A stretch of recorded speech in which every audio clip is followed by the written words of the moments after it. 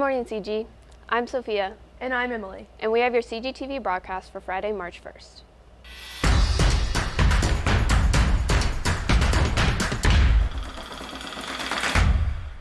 When we think of art, we tend to think of paper and easels and paint, but one of our art classes takes it into the digital world. Molly Dew brings you the story about a project in our visual communications class. VisComm students can be seen making shirts or designing skateboards, but this week they have been working on a mini world project. Cole Adams brings us more on what VisComm is and how the mini world project is made. It's sort of like a graphic design class where you take your ideas for these projects and you design something from Adobe Photoshop or Illustrator into, like, we did a typography portrait or this fantasy landscape, and you make it into what you want. The mini world project, it's kind of just like we are taking our skills in Photoshop or with Photoshop, and we are kind of taking these 2D images and making them into a 3D landscape of this like little chunk of world that you just kind of looks like you just cut out of something. The mini world project allows students to show their Photoshop skills in a collage, but it gives students an emotional aspect. Martin, Penchiv, and Cole bring us what they take out of the mini world project. To me, it's just like the creativity you have with it. Like he gave us basically a box on a paper and said, put your world onto this. And some kids are a friend of mine is doing a bridge. I'm doing or desert and grass.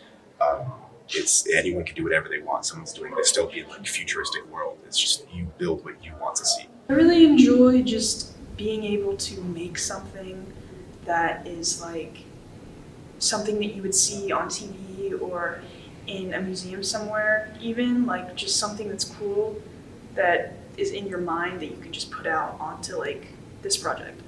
Students can see their projects on TVs around the art wing. Thanks, Molly. Do you have a place that takes all your worries away? Brooke Eblin, Alana Riley, and Bella Lemasters asked some CG students where their happy place is. Hey guys, it's Brooke, and today we're going to be asking people where they are the happiest. Where are you the happiest? The racetrack. On the court when I'm playing volleyball. I am happiest at church. In the kitchen when I'm cooking. That's a good one! I'm happy on the football field. Probably in my bedroom where it's much cooler. Yes! I'm the happiest at normal guy's house. And I'm happiest when I'm on the mound. It's the weight room. At home. I'm the happiest in my bed. Hanging out with my friends. Probably in my bed. Yeah, that's relatable. And I'm happiest at the beach. The beach. With Deuce Stanley. I don't know who that is. Personally, I'm happiest in the pubs lab. Back to the studio. Thanks, guys. Today after school, members of Model UN will travel to IU to take part at the Indiana Model UN Conference. There they have the opportunity to represent a country in a variety of different committees and assemblies. Logan Meyer and Emma Watson bring you the story. Model UN is a debate club wherein students take on the roles of countries or political figures to create solutions and resolutions for real-world and historical problems. Everyone gets a little character bio, and then you take that bio and you use it to argue for a different perspective, whether maybe you're playing as Somalia or the United States or a country in Africa. Any of those, you'll have to adopt their perspective and fight for what they would believe on a certain topic by debating with your peers, talking with your peers, and just collaborating with other students. Each year, CG Model UN travels to IU to compete against students across the nation in a larger, more formal setting. We have everyone get together. It's far more serious than our meetings at CG usually is, and it's a great opportunity to just meet other people from across Indiana or across the country, just kind of working on your public relations skills, your speech skills, your resolution skills, and it's just a great experience. It's one weekend. We have a lot of fun. In order to prepare for IU, the club is making some changes and readying for the conference. So we do something called position papers, which is where you go through and you research the topics of the committee from your country or from your figure's perspective, and then putting together in a huge document which will allow them to kind of know what they're arguing for. On top of that, we've also been doing a very serious committee where we're trying to sort of simulate IU in order to prepare for IU. Freshman Annie Espinosa-Rios will be attending Model UN's IU conference for her first time this year, and, as a first-year attendee, wants to gain some more experience in debate. I think that I'll learn the rules rules of Model UN a bit better. I'll also know how to help others around me because I'll get like some new experience, so I think that will be very helpful. I think it's like the chance to meet new people and kind of like see how what we do in the club applies to bigger scenarios with people who have different levels of experience. Model UN meets every Friday in the Collaboration Room in the Media Center. If you would like to join, contact Mr. Hagedorn or stop by next Friday for a meeting. Thanks, guys. You may see our Center Grove dance team on the sidelines of football and basketball games, but during the winter season, dancers on the competition teams showcase their skills in many competitions throughout the Midwest. This weekend, the team will travel to Orlando to compete in the NDA High School Nationals. Emma Watson brings you the story on how they are preparing for this challenge. While you may be used to seeing the dance team in the end zone or on the sidelines, competition dance during the winter season has a different look. Competition dance is a lot different from what we do at football games or basketball games because we do a lot of different styles. So we have a team performance this year, which is a mix of kick, jazz, pom, and hip hop. And then we also have a kick on its own. We also do a game day category, which is very similar to what we would do at a football game. It's a mix of a band chant, we actually chant, and then like a halftime performance and our fight song. Then we also do a jazz, and so we work really hard to clean those and make them really perfect for nationals. And it's a lot more like sharp and less stylized like football would be. This year, the team is traveling to Orlando for NDA Nationals for the second year in a row, and they are using their previous experience to help them prepare. This year we are preparing in a different way than that last year, just so because we kind of have some more background.